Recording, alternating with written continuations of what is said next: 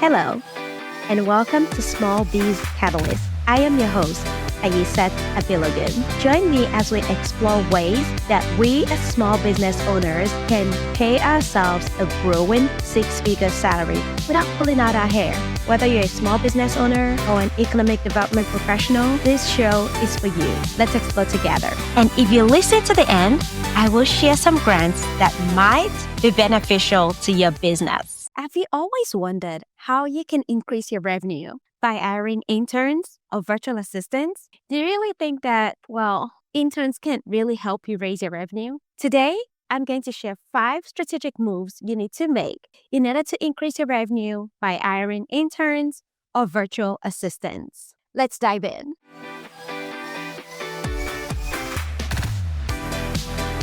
The first thing you need to do is clarify roles and deliverables. Define what success looks like.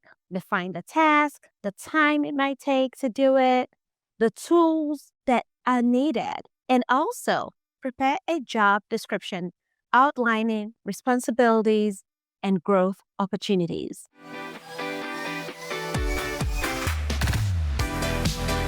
So the second thing you need to do is develop a simple onboarding and training system.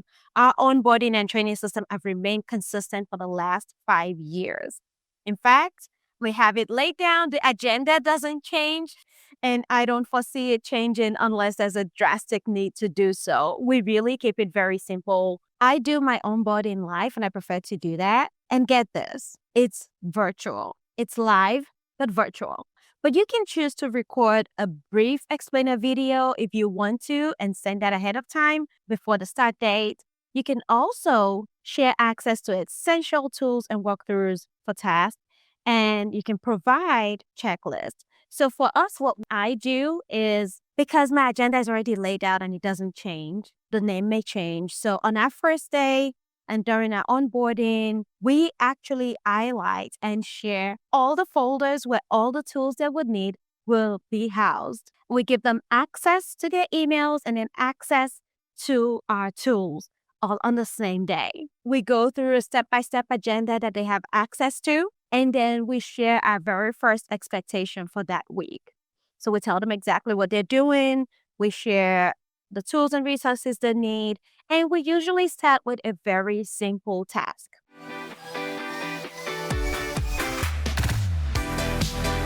Which brings me to the third point. Start with a trial project or a time period. So our interns stay with us for 2 months. Get this, they only work 2 hours a day.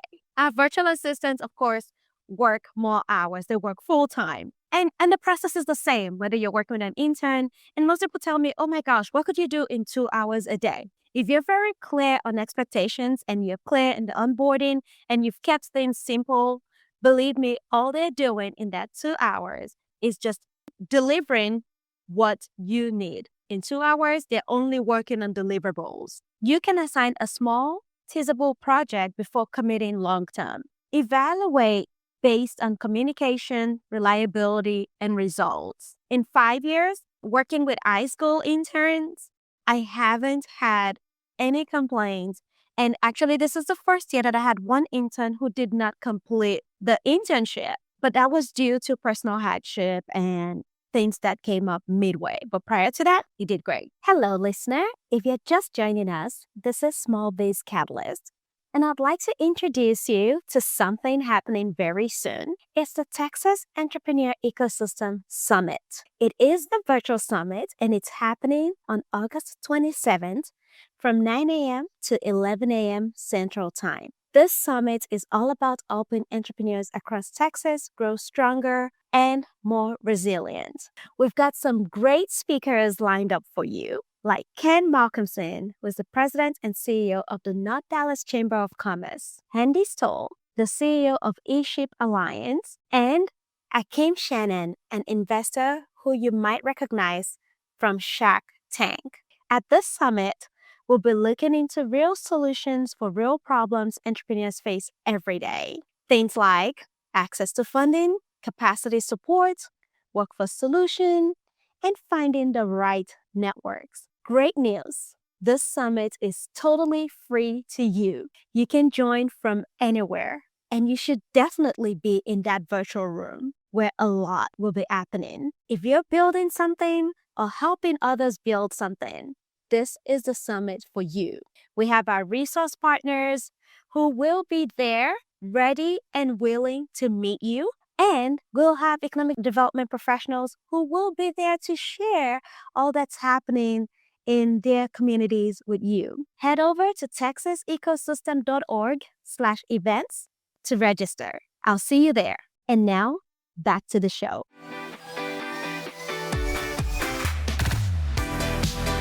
The fourth thing you need to do, use systems to communicate and track work. We have a daily tracker that tracks how many hours they work and what projects they worked on and how much they achieved. You can use project management tools such as Asana, Trello, ClickUp. I don't even use anything that complicated. We use Google Workspace, and it's worked tremendously for us. It helps us keep things simple. We even have our hourly tracker on Google. And so I would advise the simpler, the better. But if you already have systems in place, go ahead and use it. We're actually in the process of upgrading to a project management tool. And so you might get an update to this episode sometime in the near future. I'll let you know how that's working. But for most part, with our interns, we keep it simple. So 3 things you might do. You might implement project management tools such as Asana, Trello, ClickUp. You could schedule regular check-ins and reviews. We do a weekly check-in. Most of the time, I or someone on my team is there with them virtual. So if they have questions, we can answer those questions live. We have a chat where they can also put questions of, if they have issues or problems, they can address that immediately. Create dashboards or shared spreadsheets to monitor progress. It's very important for you to monitor daily and weekly progress. And one of the things we do at the end of the week, we actually go over what we're able to accomplish as a team, our successes, and challenges.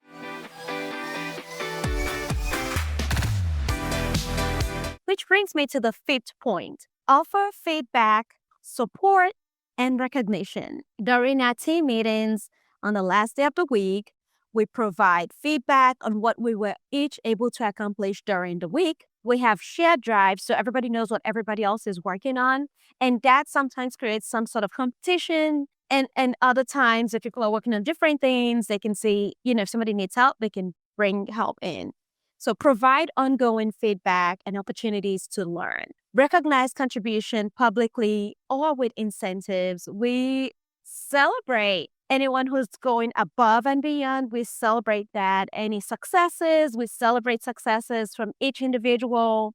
And we also share our challenges. And so people can speak into it and say, hey, this is what I do differently. This is what I did differently. And it helps. For interns, offer mentorship or recommendation letters. And we do that every year. We provide recommendation letters to our interns because we're always amazed by how much they're able to accomplish. And we don't give them the job nobody wants to do. We actually integrate them into the team, and everything they do is critical to our organization. And we share how their work plays into the bigger picture, which actually helps them feel like they are participating and they're part of something bigger. It helps them to not just feel like they're doing a task, but they're doing something that actually matters. And they are.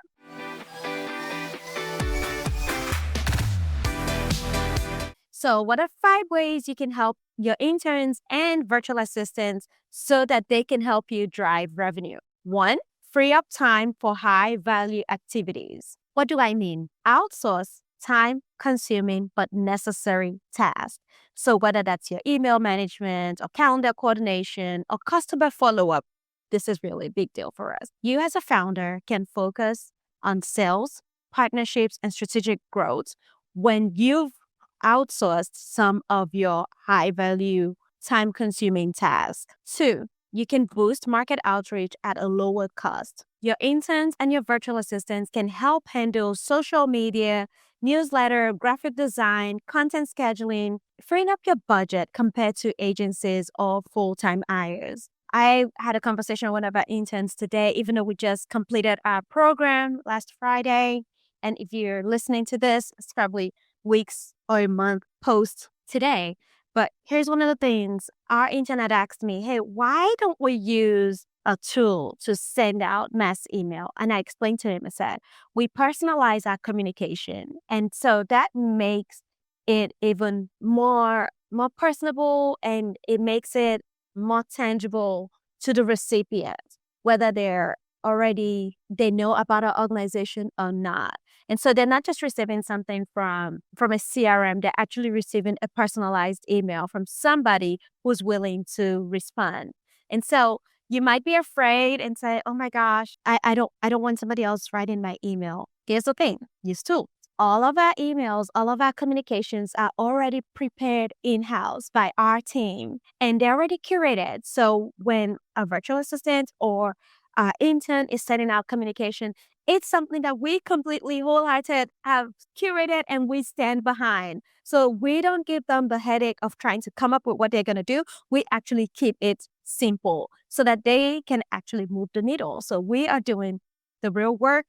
We have our communication style, tool, and everything, and we just hand it to them. But we explain why we use this method of communication, why our communication is designed in a particular way so that they have a sense of the big picture and they are a part of everything that's happening. Third way to drive revenue is to enhance operational efficiency. Your virtual assistants and your interns can help document systems. They can maintain your CRM tools. They can streamline client onboarding.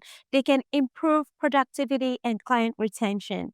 So you need to trust them, but you also need to equip them so that you can trust them. The fourth way your intern or virtual assistant can help drive revenue is by leveraging fresh talent and innovation. Interns, particularly from the younger demography, can introduce emerging trends, tools, and strategies that are relevant to target audiences.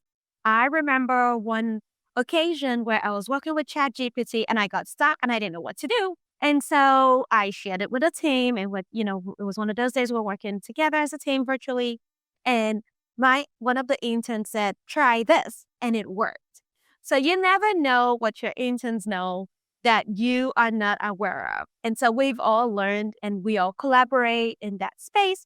And it was such a great experience for me. I learned something new and others did too. And the fifth way your intern or virtual assistant can help drive revenue is by enabling product or service expansion. What do I mean? Delegating operations lets you, the entrepreneur, test new offerings and scale up services, or even expand into new markets without increasing overhead dramatically. So one of the ways we do this summer, we had our interns introduce a new offering to potential clients, and they tried different audiences. And by having our interns work on such a critical project, it freed us up as a team to focus on the big thing we had in front of us when we had an event coming up, and then we had some projects that we really needed to get off our plate and focus on. So the core management team and our core team was able to focus on those things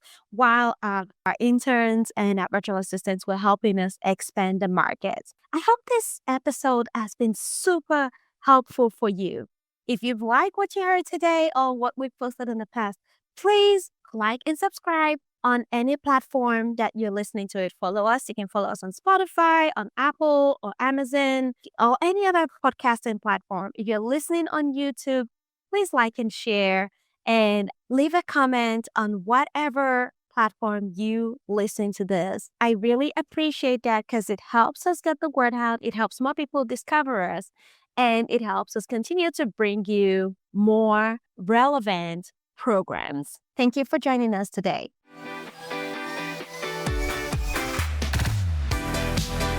And now for the grant section. The first grant announcement is from America in Bloom, CN. And this grant deadline is November 4th, 2025. That's November 1, 2025.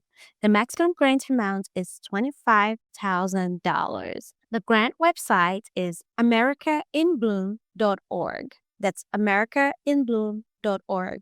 You can find out more about the grant by going to americainbloom.org/programs/CN grants. The name of the grant is CN Grant. Who's eligible? If you're a municipality, a township, or other local government, and local active nonprofit groups in communities with sea and rail lines in the U.S. The second grant announcement is from Saxena Family Foundation. There is no deadline for this grant, and the maximum grant amount is $50,000.